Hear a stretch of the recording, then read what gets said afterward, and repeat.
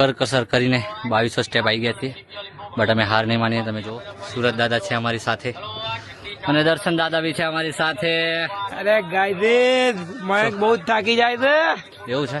તો ના હો ગાઈસ, કોણ થાકે ને તો ખબર જ છે. બરાબર, હું તો થાક્યો જ નહીં, ખબર છે ને હું આગળ. તો ગાઈસ તમે કહેજો આપણી કેવી ડ્રોન ક્લિપ આવી છે, કેમ કે મેં ફર્સ્ટ ટાઈમ ડ્રોન ઉડાડી છે આ ભાઈએ. હા તો એટલે હવે જોઈએ દર્શન કરી લીધા બરાબર, પછી આપણે ડ્રોન ક્લિપ ઉતારી છે. તો એ કેવી આવી છે તમે કહેજો કમેન્ટ કરી.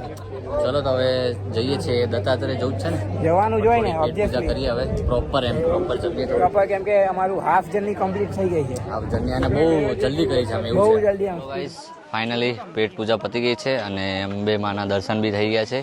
તો હવે ધીરે ધીરે આગળ વધીએ અને હવે જઈએ છીએ દત્તાત્રેય.